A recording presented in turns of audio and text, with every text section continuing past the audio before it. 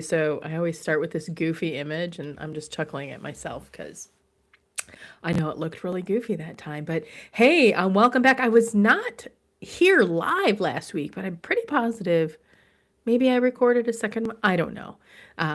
But I'm super excited. The reason I was not here was we were at our very first sober witch retreat down in New Orleans.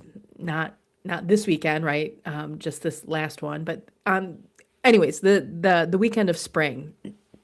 We plan on doing that annually, and yeah, it was just incredible. It was amazing. But I'm not here to talk about that. Like, I had a whole slew of things that I could talk about, but the thing that was sitting with me the most is the fact that we are getting ready right now to wrap up our 90 days of shadow work program that we've been doing. We started it at the beginning of the year and we're getting ready to wrap it up. And, you know, I wanted to talk about that. That's what I wanted to talk about and share. It's been incredible. And in case those of you that are not aware, I'm typically operating in the Recovery Coven, some kind of live programming at all times. And so this first round of live programming has been the 90 days of shadow work.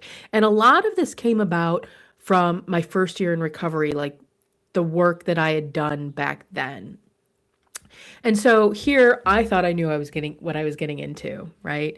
I thought I was going to be doing with folks in the coven. I was going to be leading them. I'd be sharing my own experience.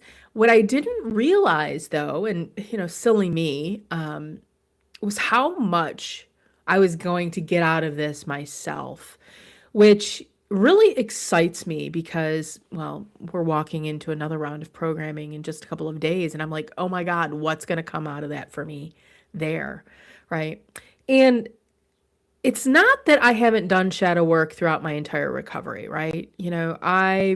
Especially like with the weekly recovery circles, we're, always kind of doing prompts and exploring things and bringing things into the light. But, in the back of my mind, these things that we were going to be addressing in this 90 days were things that I've already faced, right?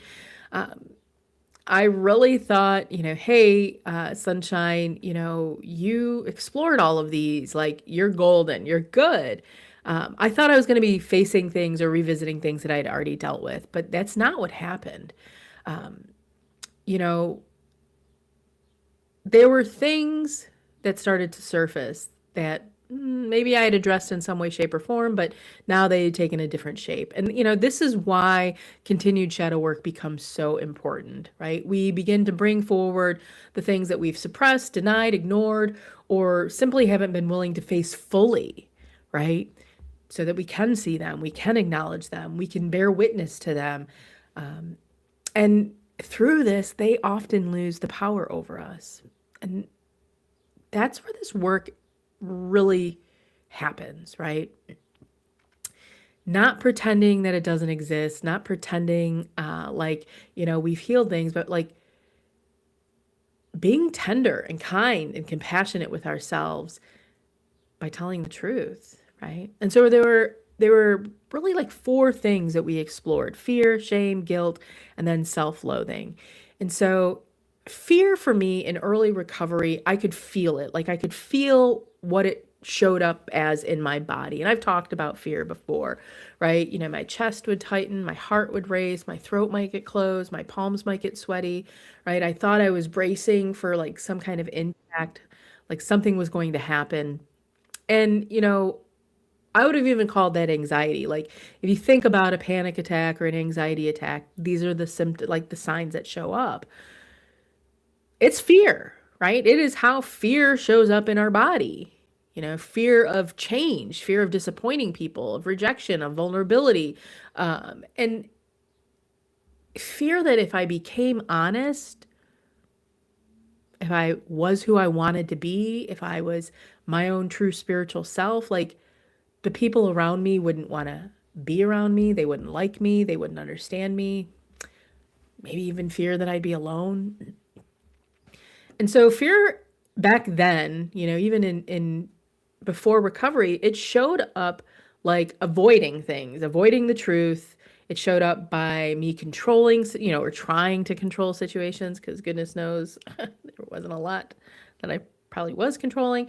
It showed up as perfectionism, as people pleasing, me trying to say or do the right thing so people wouldn't get upset, right? Wouldn't leave, wouldn't yell, wouldn't whatever, right?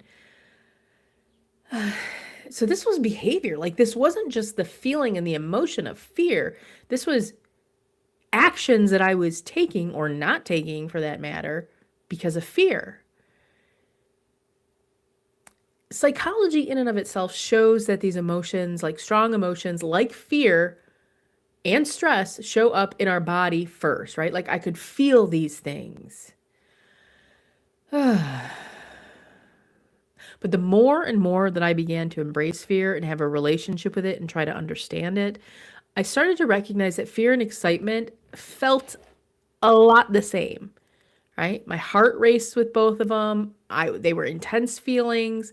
They would wake something up in me. And the difference is how we assign meaning to that sensation, right? So if I could start to look at this physical response that I was feeling as excitement, as me being on the edge of something new, of, it being something like a great opportunity, instead of a warning to retreat and hide, it would lose some hold on me, right? And the reality as I did this, yes, some people fell away. Room was created. But room was created so that I could find people that could see me for who I really was, so that I had more opportunities come across my path that wouldn't have before, so that I started to have more excitement and meaning in my life, right? And so fear was one of the things that we addressed. Shame, another one, right? And I think a lot of people try to, I don't know, maybe have a notion of what shame is, right? Like it's obvious, kind of what this means. But I don't know that everybody's always taken the time to truly understand it, right? And shame and guilt are different to me. Guilt tied to action. I did something and therefore I feel guilty. Shame to me was always tied to identity, right? It was shame. Shame was imposed on me for feeling like who I was, what I wanted, how I moved through the world. It's almost as though these things were wrong, inappropriate, or selfish, or too much, or not enough, or, all of the above. And the stories around shame were really powerful. Like I was living wrong, right? Or choosing wrong, which was often an indication that other people disapproved of my path and that my path, my way of living or the life that I wanted to live was the problem. It was the thing that was wrong, right? And this conditioning starts early in our life, right? It's not born in adulthood. We're not like 40 years old at one point and be like, oh my gosh, look at that, These things are planted in childhood, reinforced, throughout our youth, throughout our teenage years. And it's often dressed up in responsibility and maturity and being a good person when we become adults. Research on addiction stigma has shown that shame and stigmatization, I write these words, but do I try to say them out loud until I actually type up my notes? But these are often linked to public judgment and the internalization of those judgments, right? Which means a lot of what people think is a personal flaw is actually something learned in relationship with the world around them, right? I'm just going to say that again. Something that we think is a personal flaw is something we learned only because of how we relate to the world around us.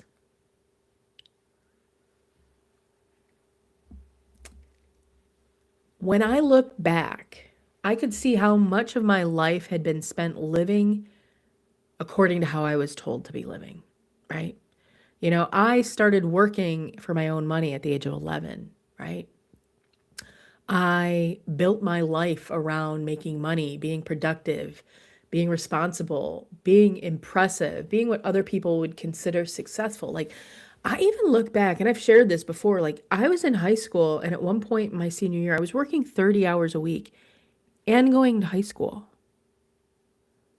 There were no extracurricular. There was no clubs. There was no enjoying being a teenager. I was already acting like an adult.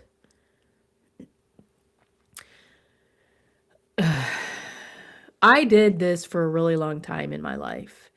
And underneath this was this question that kept getting louder and louder. And I remember sitting there in my first year of recovery, kind of doing these reflections and like sitting there in thought and talking with spirit. And I realized if I'm always doing what other people think I should be doing in life, then whose life am I actually living? And I think about this all the time now. And it comes into this shadow work with me. Shame kept me doing things in my life that I thought I should be doing. It kept me in jobs that looked good on paper. It kept me performing a version of life that other people would see as being ideal, even though I was losing myself in all of it. It kept me disconnected from the truth, convincing me that I was mature for doing so. And that's a super dangerous lie, right? Now, guilt, as I said, is different. And I thought a lot about this as I was like kind of sitting here and thinking and preparing for today about guilt. And, there are people that might feel that guilt in and of itself has a purpose, right? But I don't think guilt is useful. I think that remorse is useful. I think that reflecting upon the things that we've done and being able to recognize that we're remorseful or seeing that, we're dealing with and living with consequences, these are useful, right? That taking responsibility for the actions that we take is useful. But guilt, especially when it lingers and it festers and it creates an air and a place like, like punishment long after a lesson is available, right? Like we get to learn, right? But guilt doesn't serve us. It traps us in the past, right? It keeps us kneeling at this altar of what has already happened instead of asking, what are we going to do now? How are we going to learn? And some addiction research has found that both shame and guilt are linked more strongly with dependency and relapse patterns than with occasional use. And that tracks, man. For us addicts, that rings true. Painful self-conscious emotions don't always allow us to move towards healing. They often move us deeper into a cycle of abuse. That's why guilt in and of itself crosses into self-destruction so easily. It's a slippery slope. And one side, it can feel noble, like, oh, I feel guilty for what I've done, and therefore I'm going to punish myself because I deserve it, right? But in reality, we can become stuck in that self-flagellation instead of changing, instead of learning, instead of evolving. And us addicts, we already know how to punish ourselves. We don't need more practice of that. What we need is honesty, accountability, compassion.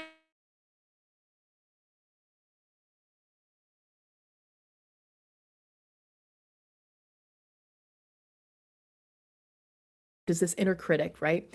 And this inner critic in and of itself is built off of that fear, off of that shame, off of that guilt, right? And it is a sneaky shadow because it uses our own voice. It sounds like we're talking to ourselves, which is why so many of us believe it. But when you slow down and listen, you start to realize that it's other people's fear, other people's shame, other people's guilt, their disappointment, right? You didn't follow their rules, all layered on top of our own nervous system that somehow is meant to, somehow now registers as identity.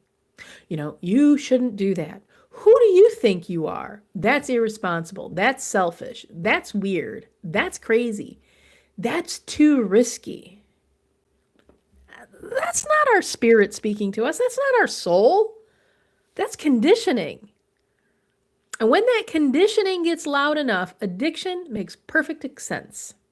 Because who the hell wants to sit in fear, shame, guilt, and that negative self-loathing every single day without reaching for something that quiets it?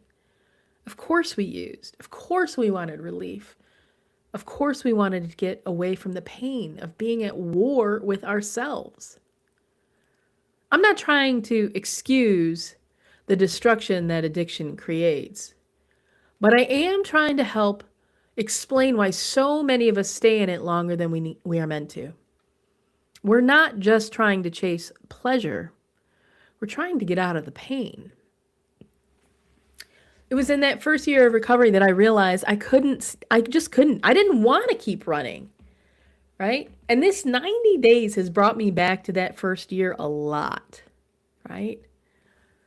A lot. I realized after about my own first 90 days in recovery that I no longer wanted to run anymore. Like I had to bear witness to all these emotions, right? I'd done all of my drinking. I'd done all my drugging. I'd done all my avoiding, right? I'd been pretending for years. I realized that if I wanted a different life, I was going to have to turn around and face all of the things that I'd been avoiding. I was going to have to face all of the shadows. I was lucky that I was in therapy. I really was. I had a place to be able to speak. I had a therapist that was spectacular. I had a couple of close friends that understood my spiritual path, and I could talk to them without feeling like I was hiding the fact that I was in recovery and using my practice to kind of like keep me there. And when I'm talking about my practice, like I'm talking about what I couldn't talk about, right? I could talk about like, I'll say like a surface level of, you know, praying, so to speak. I could talk about prayer, but I'm talking about like the tarot I was pulling every day, the candles I was lighting, the incense that I was lighting, the stones that I was carrying, the deep study of the chakras that I went into, how to heal the chakras, how to work with the chakras, how to bring more balance into them, looking at the entire wheel of the year and seeing how the seasons in and of itself, like coincided with my own journey, with my own healing, my grief, who I was becoming. And that recovery community that I met early on was helpful.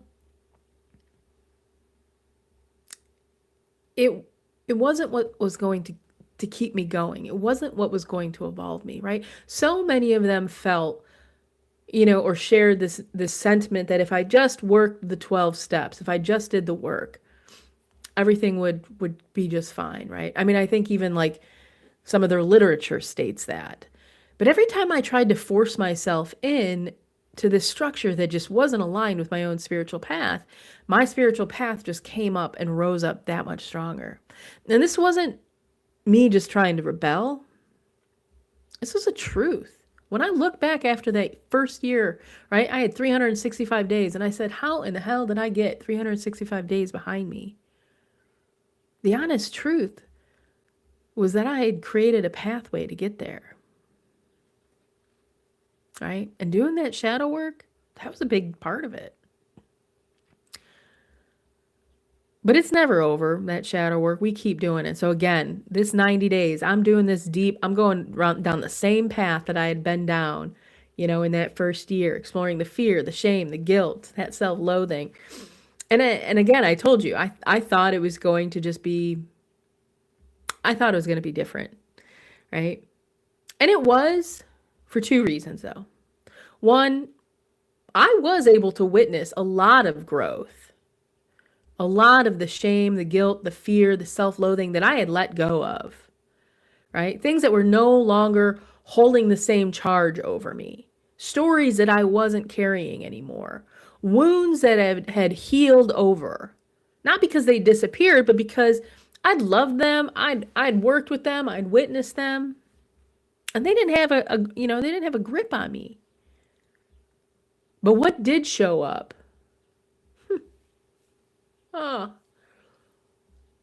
It was this financial wreckage from my addiction. while I was actively using. We're talking about from like 2015 up until, 2 years into my recovery, even. I was with a partner that was also an addict, and we made a lot of choices around money without considering a lot of the consequences. He was living a life that he thought was going to be over by the age of 40, and by golly, it was for him, but it was not for me. And I'm not talking about just like a little bit of debt. I'm talking about well over $100,000 worth of debt that him and I had accumulated together for about 7 years, right? So almost a decade. And it's really hard to admit that, because it carries all of those shadows, all of the fear, all of the shame, all of the guilt, all of that self judgment. The story that I should have known better, that I fucked things up, that I can't be trusted, right? But also this story that I made more when I worked a 6-figure job working for other folks than I do now. Yeah. And it came up over and over again in that 90 days. Every time we touched fear, there it was. Shame, guilt, self-loathing, there it was. And it was a whisper, and it still is a little bit of a whisper, that I could just walk away from all of this work, go back to a 6-figure job, and things would be different. Right? I'd be financially safer. But every time that whisper comes up, something validates me that I'm on the right path. There's been a lot deeper transformation this time around. Not that all of this just disappeared, but the fact that I could see these things and recognize it. And it wasn't like, I didn't feel like it was dragging me under like it had done in that first year. I mean, it was rough to get out of that. I understand where this stuff comes from now. And there's a freedom that comes in that. The term shadow work comes from Carl Jung, a psychiatrist back in the late 1800s, early 1900s, that developed analytical psychology and gave us language to this idea that there are parts of ourselves that we repress, that we push aside, that sit in our subconscious, and that truly have an impact in our conscious life, even though we're not aware of it. And psychology, I love it. I love it. Outside of witchcraft and the esoteric kind of, it's the second most thing that I have studied. Psychology in and of itself helps us to understand trauma. It helps us to understand conditioning. It helps us to understand how the nervous system can get trained by that fear. How our emotional suppression in and of itself can lead to more anxiety and depression and not less. But psychology, at least in the mainstream sense, doesn't always go far enough for me. It can explain to us why the wounds exist. It can explain how the pattern has been formed, and it can offer us tools to cope, to regulate, and to work with it. But it doesn't speak to what it means to do this work in service of your soul. It doesn't always speak to what happens when you start to realize that our healing is not about symptom reduction. It's about spiritual evolution. And this is where my path and my work ventures away just from pure psychology. Because shadow work to me isn't just about becoming more functional. It's about becoming more whole. It's about being honest enough to ask whether or not something in your shadows needs to be integrated and accepted and celebrated or released. It's about looking at your trauma and asking not only how it hurt you, but what is it meant to teach you? What did it shape? What does it not get to control anymore?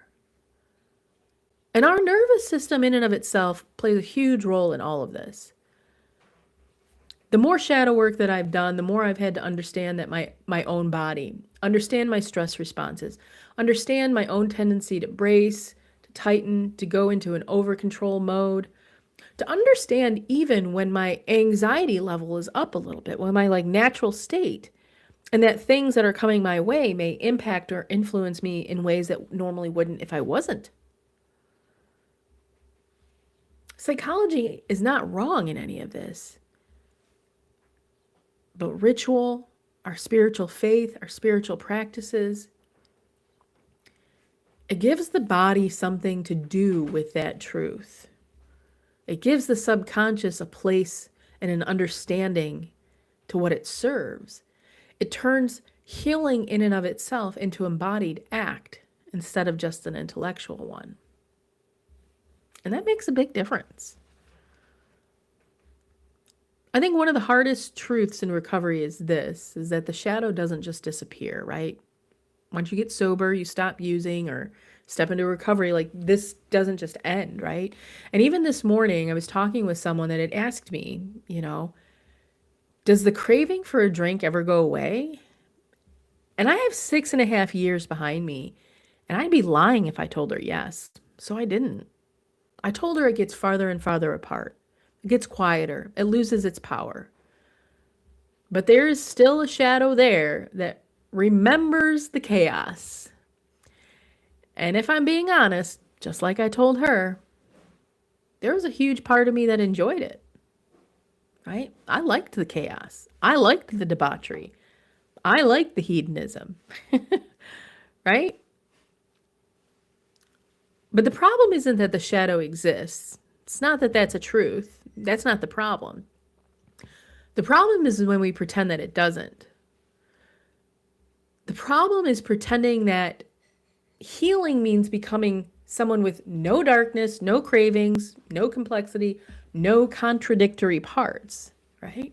And that's not healing, that's performance. The work is being able to say yes. Yes, there still is a part of me that understands and knows that understands that, yeah, I did like the chaos.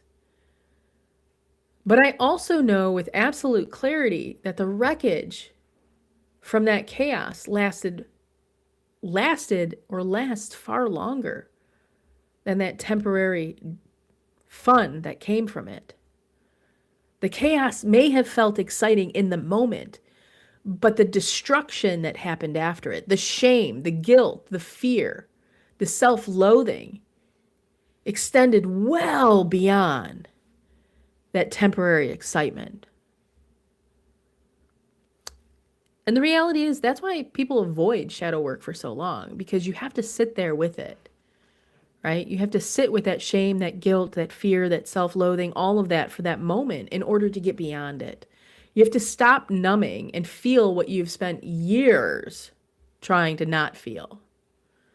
You have to look directly at the parts of yourself that are afraid to claim and then decide whether or not it gets to stay in charge. And that can be terrifying.